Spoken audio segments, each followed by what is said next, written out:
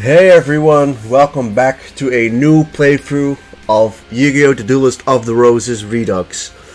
You guys voted for PYRO, which you're gonna get. However, you might notice that none of these decks are PYRO. That's because there is no PYRO starter deck, and if anything, there are only 11 actual PYRO cards in this game, which is a problem because, you know, we basically have no way to start off with PYRO monsters. So while I usually try like the first episode with the starter deck, and after that I usually start grinding for the next episode, where we then have, you know, our deck leader abilities and we've got a somewhat more optimized deck. I think this time around I'm unfortunately gonna have to grind like even before episode 1, so like I'm gonna do this little first opening cutscene, but you know, then we're probably gonna cut till I have grinded out my deck to like have some actual fire monsters in there, as I will be basically grinding. The way I'm gonna be grinding is basically just like lose constantly, like surrender constantly to Thea, and then just get a bunch of fire monsters or pyro monsters via reincarnation. You know, it's that and like, you know, the usual deck, like the side deck extra mode, which I use to grind. So I will be doing that, and then you know, I'll cut back to when you actually get to see the PYRO deck, what I've built after, you know, I don't know how long I'll be grinding. I don't know how long it'll take. So yeah, I'll show you the deck then. Alright, it's the next day. Yeah, there is no PYRO deck, and there also isn't any deck that have at least a couple of pyros in there. There is one deck, the Weta deck, which I decided to choose, which has 2 fucking pyros. So yesterday I spent every bit of free time I had trying to cobble up, grind up a somewhat semblance of a pyro deck, and goddamn, I barely got any pyros out of it. So I pretty much just like reincarnation, grinded off of Thea. So like, don't mind the 75 losses I've had to her. I mean, hey, I did beat her once. I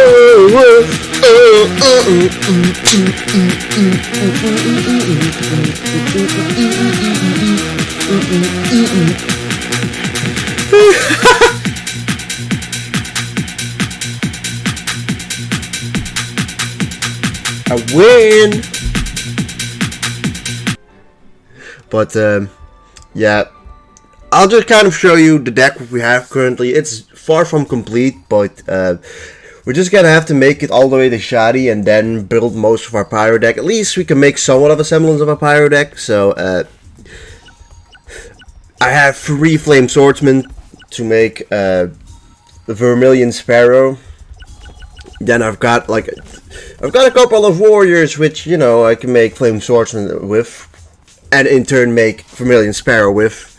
I can make Crimson Sunbird with like the bird we have. Candle of Fate, I don't know. I got him from a reincarnation, and he just kind of he fits the fire. He fits the pyro aesthetic. Some of these monsters, most of these water monsters, just like left from the original deck. Like, I've got 2 Fire Eyes, which come with the deck, with the starter deck. That's the whole reason I chose it, because I think this is like the only starter deck that has more than 1 pyro monster. And then I got 3 Jigen Bakudans from reincarnating. I don't know why, but I was just not getting any of the pyro monsters from reincarnation. Like, Jigen Bakudan was the only pyro monster I was able to get from that. That being said, I did get 3 forests, and I got Salamandra, Spring of Rebirth, and 2 Burning Spears. So we do have some support cards for pyro. So the idea is basically, you know, let's try to make it all the way to Shoddy, and then we can really build like the pyro deck I want to. That being said, I also have Muka Muka in this deck, and Muka Muka is incredibly nutty. This card might be the most broken card in this game, because you can just discard as much as you want, and this guy can get up to the maximum attack with ease. So Pyro Monsters do have some really good deck abilities, and I don't even think I have them all unlocked. Hell, I mean, I only got him to Colonel, so... Or the Colonel, sorry. So, you know, extended support range, increase same type friendly, like those two are always quite good, and then weaken specific enemy type. I believe they weaken, plants, and they weaken something else. I think they also weaken fiends, which is actually quite good. And then spellbind specific enemy. I don't know what it specifically spellbinds at the moment. I guess I'm gonna have to figure that one out as we go. But that's the deck for now. I'll probably, like, even if some of the water monsters we have in that deck are decent, I'm probably gonna refrain from using them in this fight. I will fight Thea, even though I beat her off screen. But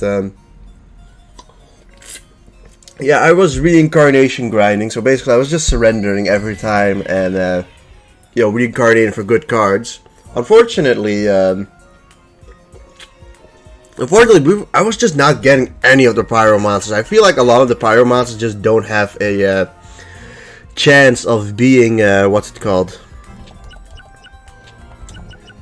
I think a lot of the Pyro monsters just straight up don't have a chance of being in reincarnation, or have an incredibly low chance. So this is the main fusion of this deck.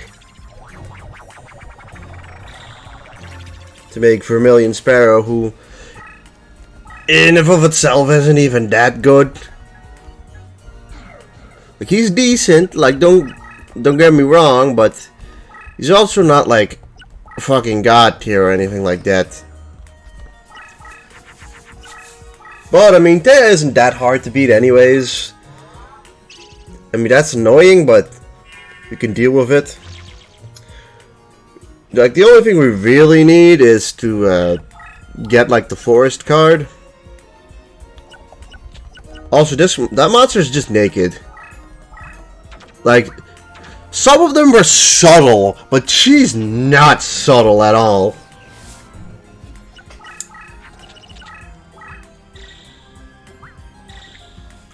Okay, this monster just got 5 power-ups. What the fuck? That monster has, I think, gotten a plus 2000. Yes. Prisma, what do you do again? Something tells me that Eat Gabon is not gonna be enough for that thing. But, let's just get these cards out of here.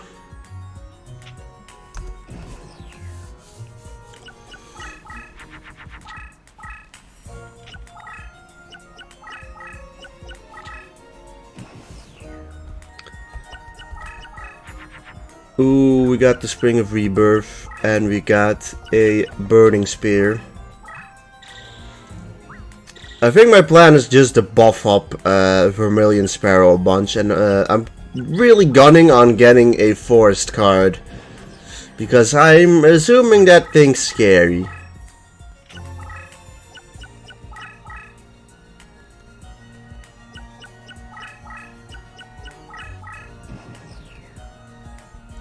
What do we get? We don't get the Forest card. We get Spellbreaker, so that's actually incredible.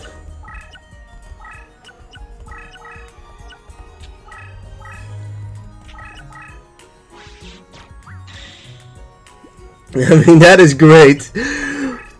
Well, this monster just got a minus 2000 in attack points, so we've already like routed all of her boosting cards basically. It was a Dark Witch. Damn, that thing had 4,300 attack. Which, yeah, we're not easily gonna get over that.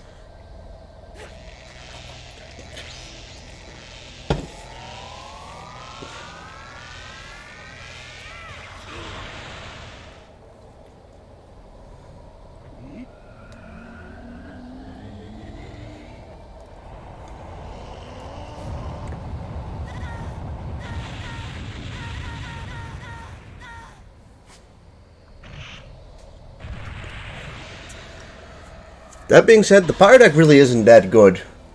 Like, we don't have many strong monsters. There's basically no support either. You've got Multi-Beam, and Multi-Beam is like the one support card you get.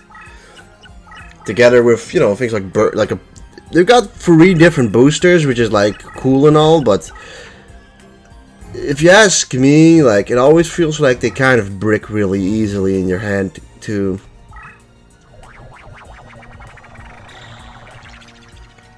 Like, the only, I think, like, PYRO's probably best attribute is the fact that a lot of its monsters are low cost. Or, I mean, you can make a lot of the fusions low cost. Like, you can get, you can literally get Vermilion Sparrow with just using 1 star. If you know, use 1-star Warrior, 1-star Pyro, and another 1-star Pyro. Which, I mean, there is, there's Flame Viper who's 1-star, but I don't know if there's another one. Actually, is Flame Viper even 1-star? You might actually do 2 stars. I'm not 100% sure about that.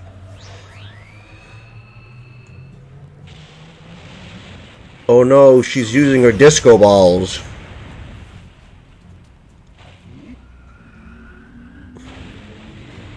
Well, time to burn alive.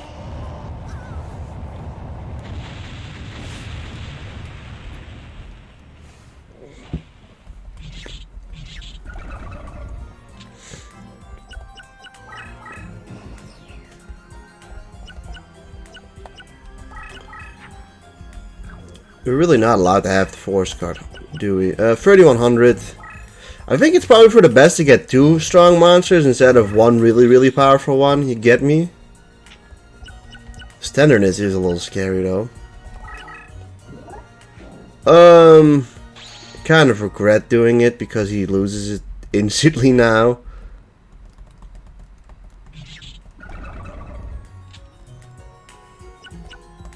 Move you 1 forward, and I guess I can move you 1 forward as well. He can go up here and like spawn something to attack me next turn, but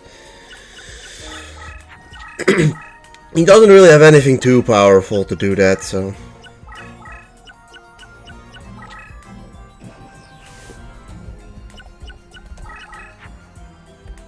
Alright, well, I guess we'll give you Salamandra instead now. I say that, but I'm actually gonna do this instead, just to get rid of these 2 cards.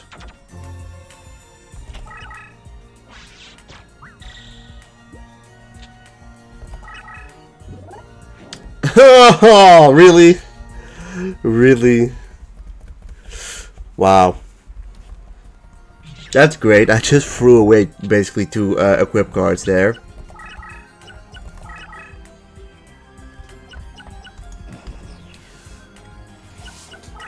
At least we still have 1 really powerful one, but he might just die from whatever he brings here. It doesn't. But you know, it could have happened. Alright, that is a good card to drop. This kind of changes everything.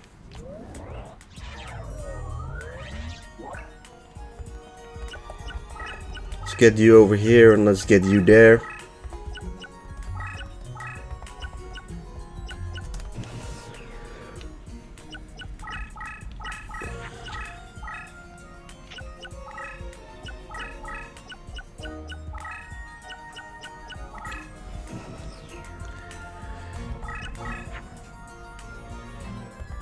We can use Crimson Sunbird to destroy Tenderness.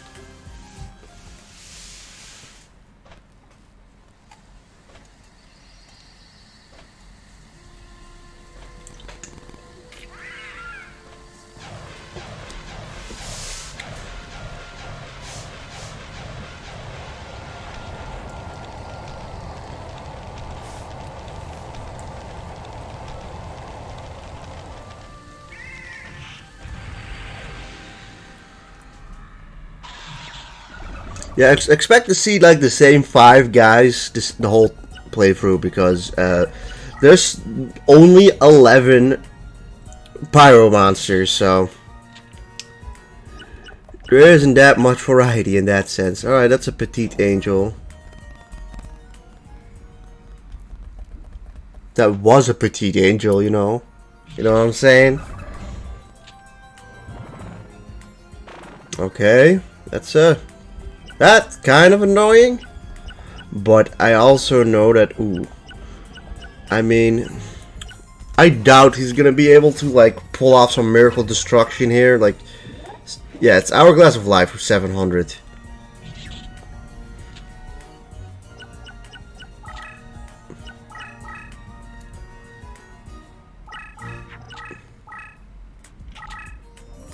Just leaves, and I mean, he does this 600 attack, but whatever. We can take it. Hourglass of Life, though. If life points higher than 1,000 at the moment, this card is destroyed. A maximum of 4 numbers with the highest attack from your own grave, as well as the opponent's grave, are revived under the control of the player's controls following the revival. Okay. Oh god. Alright. Whatever, we don't need that card. I do know that Hourglass of Life is like quite good in Dual Monsters 7 and 8, which is Rechef of Destruction and the Sacred Cards, for those wondering. I've been playing those games in my own time on a bit because I was bored. Goddamn! All right, suddenly we've got lag spikes. Jeez. I guess you just can't handle the fire. What is happening? Alright, well, not.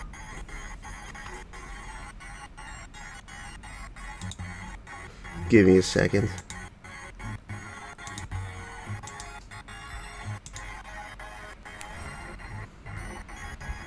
Okay. The fucking.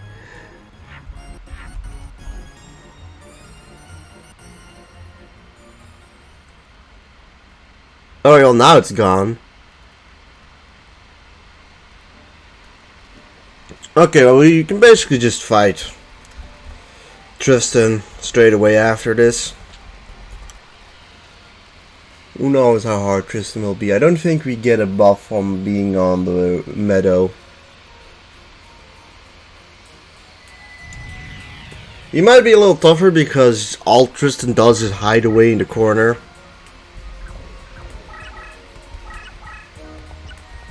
Yeah, they aren't powered up. Let's just do whatever with these guys. You know, I learned like yesterday that Fairy Dragon is apparently a recolor of Petite Dragon, which is pretty cool. Just that they, I don't know, I wouldn't have guessed it myself. Alright, I'm place Candle of Fate here. See, he places Stall, and this card is actually pretty good. And it's able to kind of counter against Stall pretty well, actually.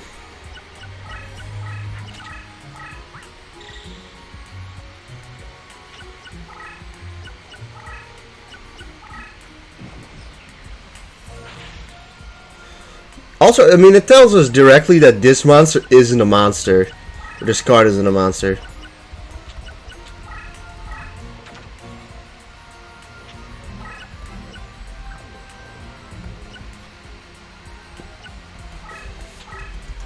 Just put it in defense mode, though. We don't know if it's like an acid trap hole or just a block attack. Alright, I thought 2 cards. Alright, well, we can get Vermilion Sparrow off next turn.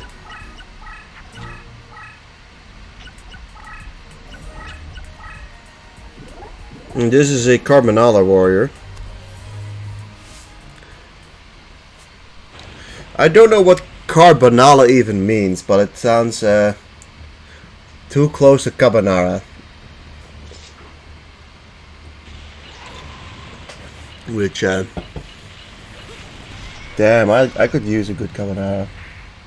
Carbonara is delicious. Might actually just be my straight up favorite food.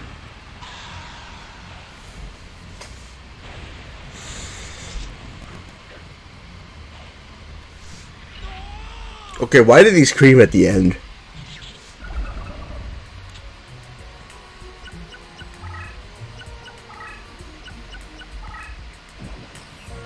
Alright.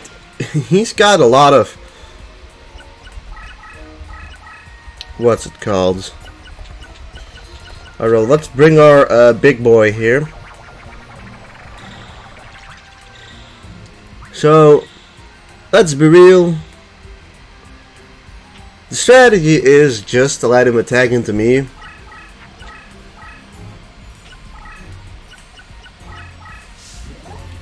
Because he's clearly got at least a block attack in there. And probably a negate attack and an acid trap hole.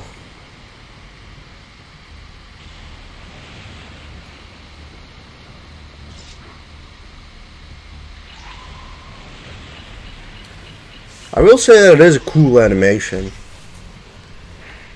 I'll give it that. But, yeah.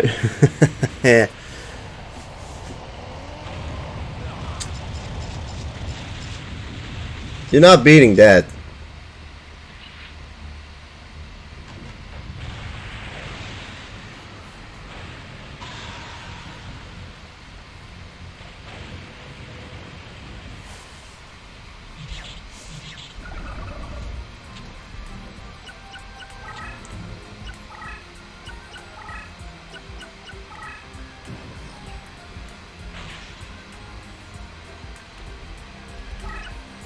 Alright, there comes block attack.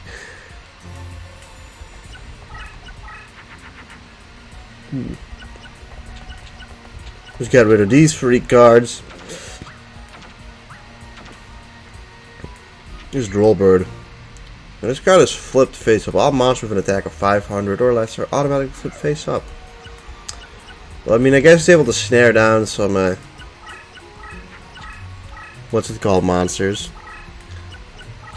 Some trap monsters, although I feel like they're not. You don't really have too many strong monsters like that in this game. Alright, another block attack.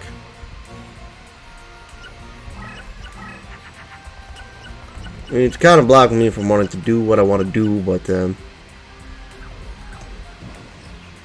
we'll just wait another turn. I mean, it's down to 1900, so.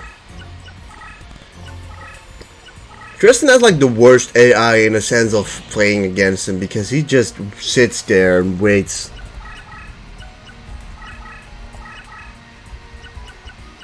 Alright, well, we don't need these cards, so I'm just throwing them away.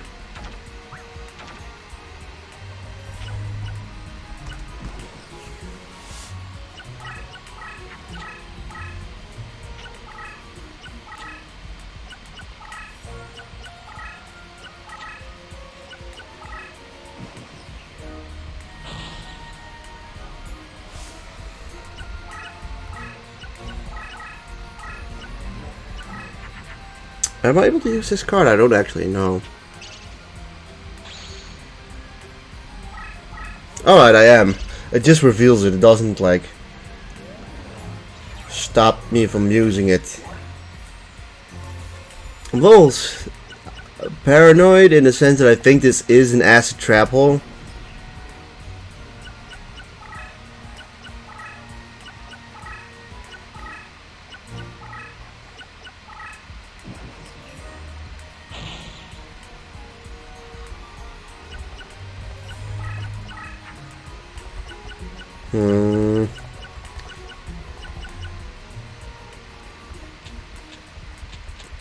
Not what I wanted to draw then.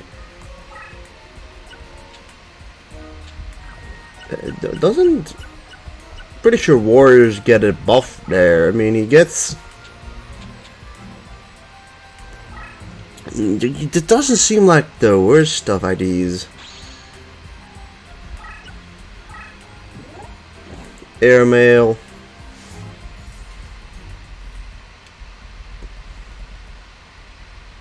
Finish you off. Well, I mean, we almost got him. Like I said, I think we need to route out that acid trap hole. And then we basically got it. We already have 5 monsters on the field though. So, I think we get rid of Drollbird with Flame Swordsman. And then I'm hoping we get something more exposable like a Petite Dragon, yeah.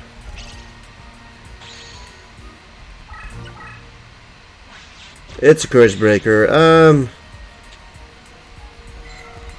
Oh, it looks like dragons are weakened here. I do need to be a little careful to not kick the bucket in that sense.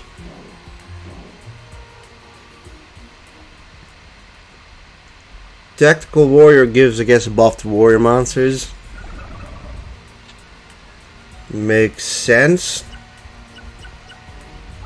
It did give a buff to my own monster though.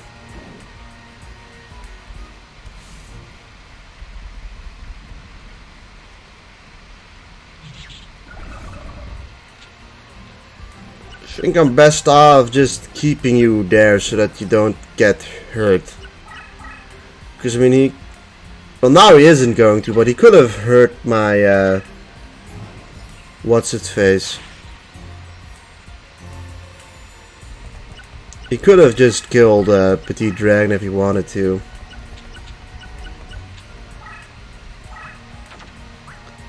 So yeah, now we just make what, from like 3 stars we make Vermilion Sparrow over here.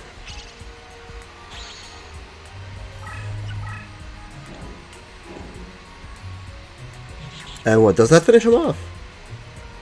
Looks like it did. Alright, nice.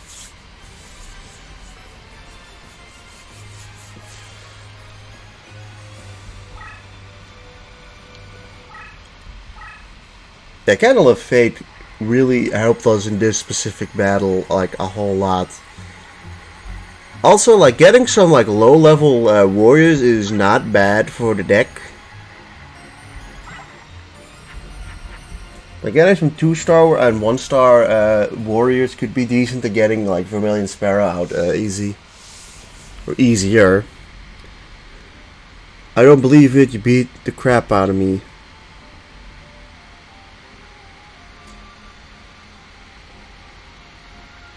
Alright. So yeah, I'm gonna leave it at this. Hopefully next episode we'll be able to beat Mai, and oh god, we're gonna have to face off against Mako Tsunami. That's gonna be scary as fuck. But I mean, after we beat those two, we also still need to beat Joey, so we still need to beat like 3 opponents before we can get the Shadi and hopefully grind the shit out of his cards to finally build our ultimate PYRO deck. Right, everyone, I want to thank you guys for watching. If you enjoyed this stuff, please leave a like, comment, and subscribe. I really appreciate it, and I hope you guys have a wonderful day. See you guys next time.